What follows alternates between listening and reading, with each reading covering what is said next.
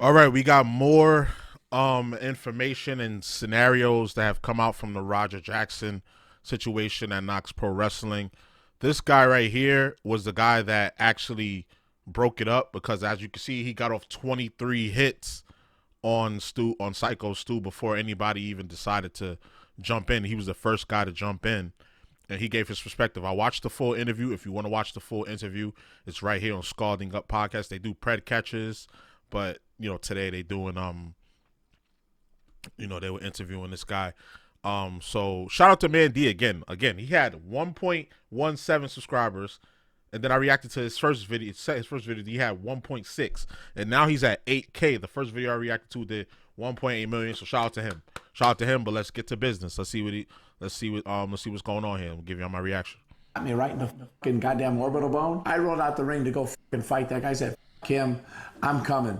And then everyone's holding me back. And he had already ran out of there. Already gone. And then the only person who fucking met him is a fucking crackhead with fucking face paint who's fucking begging for fucking clout for the fucking internet. Man, fuck that whole fucking night. There couldn't be anything more mismanaged in my fucking life than I saw that night. Let's get straight into Crazy. it. So the Scaling Up podcast was able to score an interview with Doug Malo, aka the pink hair guy, and there's so much insider information. It's Doug insane. Malo. One of the first and more important things that we find out is that AJ Mana is so much more involved than we thought. The fact that this had nothing to do with any of the storylines kind of shows that this was premeditated, right? I think the premeditation part comes on the side of AJ Mana. You brought somebody that was volatile that you knew had issues. So real quick, that's the friend of Raja who brought him to the event. That's the small calf, small ass, chicken legs bitch with the cowboy hat. I think the culmination between his dad picking on him and all his daddy issues came out and all the shit that AJ gassed up into his head. Because let me put it this way, I don't like Raja. I think Raja's a shit person for what he did. But I think AJ's a bigger shit person for gassing him up to be in that fucking ring, to leading him to ruin his own fucking life, to hurt somebody that AJ also has a fucking problem with. You can tell me that's not, I don't believe in coincidence. He was basically trying to... Yeah, I didn't know the behind the scenes of it. Like, this guy AJ Mana, the other guy AJ Mana, had beef with Stu already. See, that's more information, that's more perspective. So the way he was talking, the way he was talking in the video, he was telling Roger, "Yo, go get your shit. I don't care if anybody got a problem with it. I'll run out there myself," which he ended up not doing. But yeah, I can see why this guy's pissed off. That's a friend of his. If it was my friend out there getting the life beat out of him, I'm running out there. And later on, I don't know if he's going to get to it in his video, he called out everybody there. Yeah, he was like, y'all all bitches. Like, y'all, nobody ran out to go help Stu. I was the first person to run out. And everybody was making excuses. And they tried to cover it up. The organization tried to cover it up. This is not on Rikishi. Rikishi was out of town. But there was a group chat that they showed, and it said that they were told to not speak about the insurance, which is really fucked up, and to not cooperate with law enforcement. That a man was nearly murdered. Like, there has to be some accountability had there. Put the blood on someone else's hands. Exactly, because he's not going to do it himself. So just off of that clip, we find out that AJ Mana and Syko Stu already had an ongoing beef or altercation going on outside of the wrestling gimmick, which gives so much context as to why AJ was so eager to tell Raja to give Syko his receipt, even though they had just made up minutes prior. Y'all want to go chill out over there? Yeah, we just start eating. So when you run in on his shit, you fucking give him his receipt. Remember what a receipt is. Give him that fucking receipt. Go tag this shit. If you got a fucking problem with it, I'll fucking run out there. We also you see out that the reports that now a receipt, again, if you don't know, it's wrestling. It's something that's used in wrestling when something goes off script and you hit somebody too hard. So you're allowed to get your receipt. It's just already known. Like, if you get hit too hard, you get to hit him back hard. But that don't mean hit him 22 times unanswered, slam him so hard that he went unconscious and then hit him. Like, Roger's totally wrong for what he did. But he don't understand. But it's also AJ fault because he didn't train Roger in wrestling, so Roger doesn't know, like, yo, chill out. And Roger was getting pumped up by the chat. Like, he's obviously a real sensitive individual. I'm not giving him no excuse for that. It's fucked up. He shouldn't have did it. But you see how shit unfolded, and what led to that those 22 unanswered hits. We're getting online about Stu's condition being up, alive, well, and talking were actually wrong, and he had suffered a lot more than what we thought. He was in a medically induced coma. He lost a lot more teeth than we thought. He's having trouble walking, talking, maintaining balance, remembering words, or having any kind of recollection of what happened that night, and he's had brain swelling that's been going down since this morning.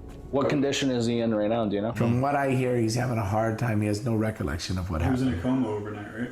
Yeah, he was induced. Medically induced. And he's lost all his teeth at this point, I heard? Most of them, from what I hear. He had brain swelling as of last night.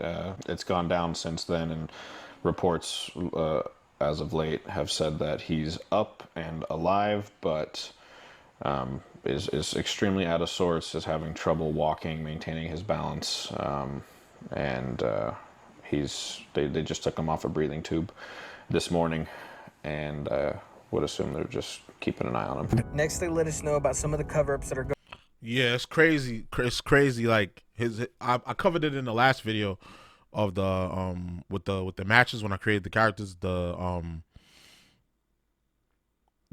His, I think that was his brother. Was it his brother? I'm not sure. That family member. He said he was okay, but apparently he wasn't.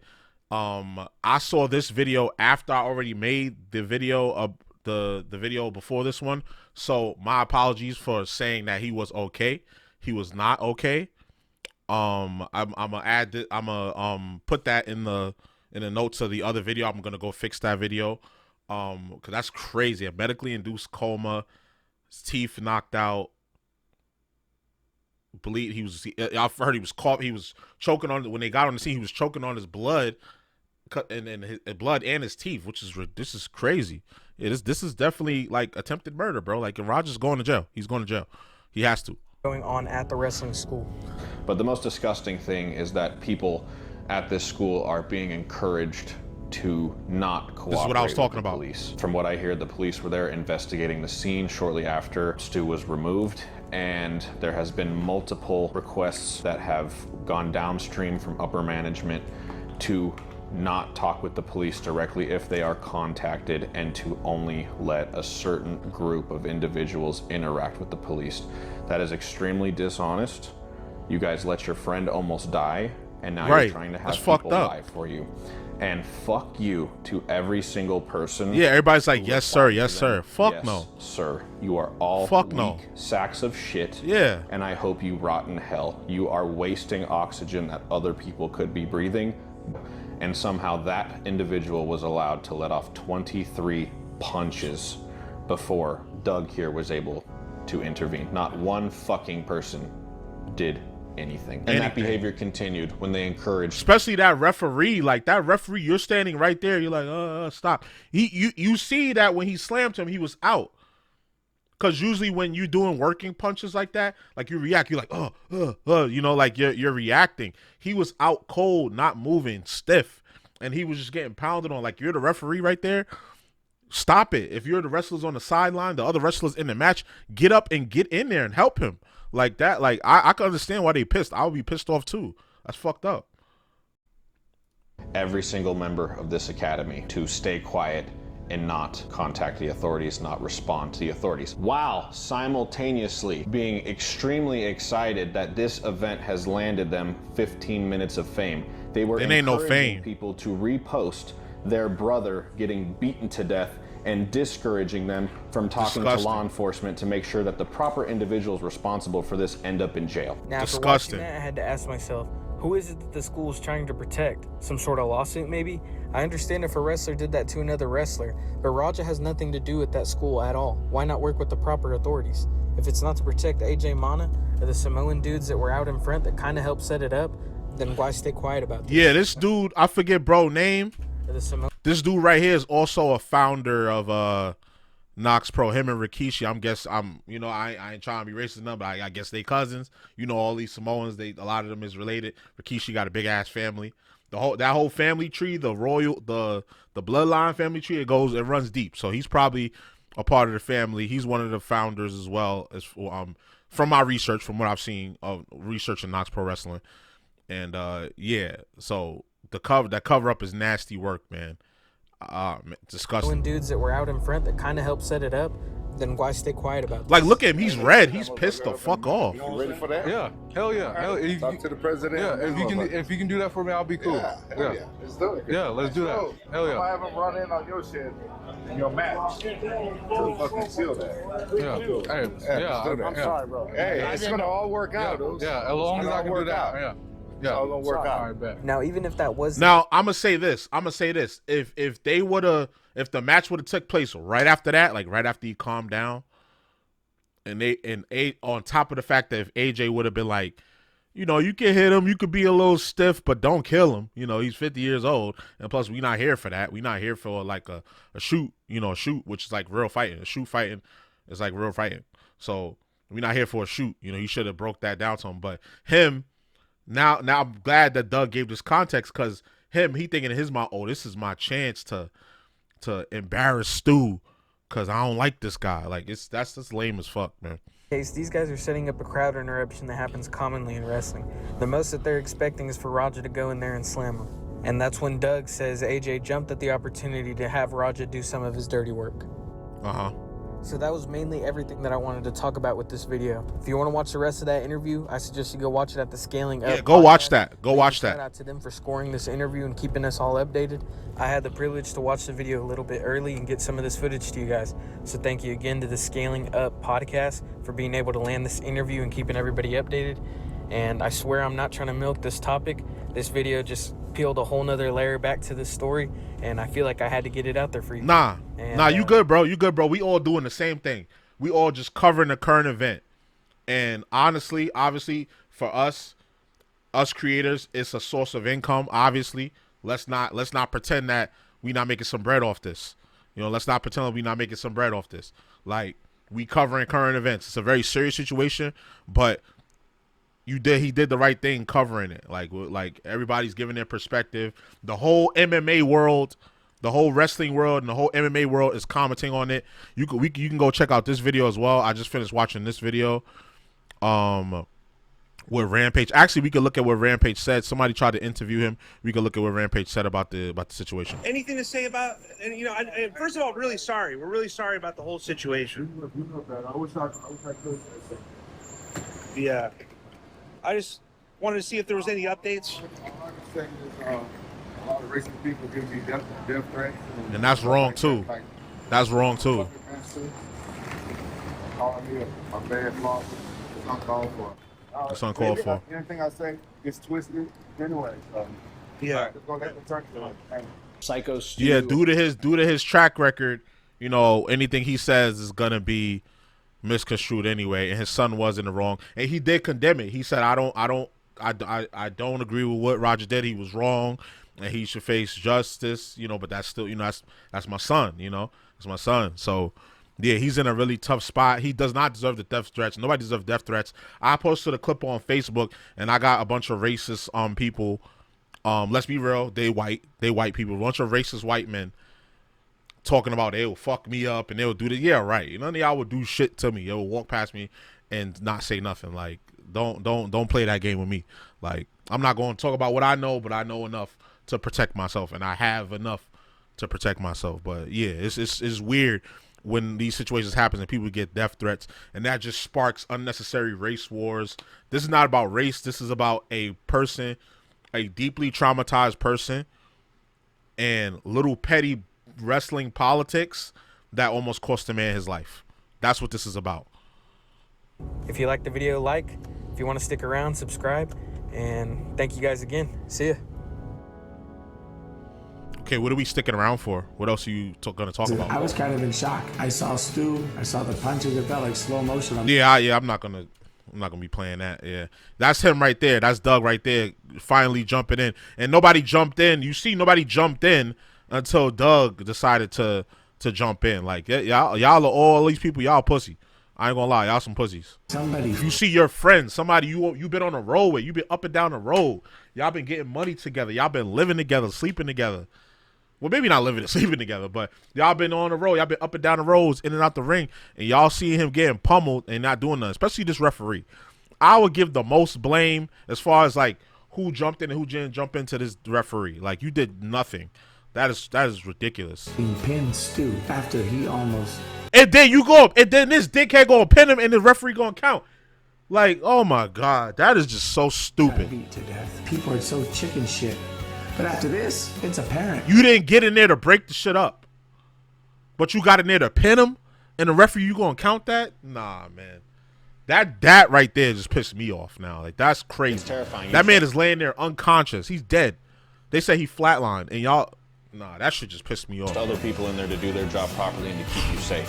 When you're a fighter and you have a fighting background like me, you're taught to keep your hands up. You're taught to protect yourself at all times. It is a rule of fighting. In wrestling, you are not allowed to do that. You have to present your chin. You have to present your neck. You have to present your entire body. And it's always a fear in the back of your head. Is this person going to hurt me? Whether they're not knowledgeable. I mean, guys like The Undertaker and Mr. Kennedy, they kind of like, and a few other guys, they kind of changed that narrative a little bit. Like, now you see guys protecting themselves, but generally speaking, you do give up your chin to make it look more dramatic, because it's work punches. You're not really getting hit. So he trusted Roger with his body. They spoke about it in the back. They apologized. Everything was cool. They shook hands. He looked him in the eye, shook his hands. Excuse me. So he was trusting Roger with his body, and Roger violated that trust and nearly killed him. That is insane, bro. Enough, whether they're not experienced enough, should never be a thought in anyone's mind. Was this Yo, what is this music, bro? What is this WB11 music? Where I am literally required to not defend now myself. Watching on Wednesday nights at 8 p.m. Seventh Heaven, followed by One Tree Hill. Like, what the fuck is fucking ass music? What is this music, bro? What is this CVS music? And everybody responsible needs to face the consequences. Everybody responsible, yes. Yes, I agree. I totally agree. Man. This is crazy, bro. Everybody's talking about this. And then you got the Corey Kitchen situation. Definitely covering that next. Rampage went on Stephen A. Smith show or something, apparently. I got to cover that. We got a lot. It's a lot going on in the world right now. We got streamers getting exposed for getting botted. It's a lot going on in the world right now, man. It's crazy. I don't even know if I'm going to get a chance to cover it. I probably won't cover the botting thing. I want more information to come out before I cover that. But yeah, this is crazy, man. I hope Stu recovers. I hope justice is served in that case. Last I checked, the LAPD is investigating this. And man, prayers to Stu's family, man. Like, apparently Mr. Beast donated like $10K to the cause. They have like a GoFundMe up. Mr. Beast donated like $10K. That was cool of him to do, and I just hope that he's okay. Just hope that he's okay. But yeah, man. So this is Doug. He's the one that stepped in and saved Stu's life at the Knox Pro Wrestling event where Roger Jackson, Rampage Jackson's son. It was basically attempted murder. That's pretty much what it was. There's no other way to put it. Like 23 unanswered punches. He was already unconscious from when he slammed him. Crazy work, man. And then you see these texts here. The promotion was telling people to not talk about it and to repost the video. Yeah, like I would be pissed off too if I was to look. He's red. Like, he's pissed off. Like, everybody there. Nobody jumped in until Doug jumped in. And then somebody had the nerve to try to pin Stu as he's unconscious, blood curdling in his mouth, teeth knocked down his throat. Like, and the ref going to count. Like, that pissed me off. Like, just talking about this pissed me off. It's ridiculous. People need to face justice. And that is sad. But yeah, y'all let me know how y'all feel in the comments, right? So you already know the vibes. Like, comment, subscribe, all that good stuff. It's your boy JusticeXFalls and we out. Period. I said period. It's your boy Justice. I said period though. Wow. It's your boy JusticeXFalls and we out. One. Nah, that was crazy.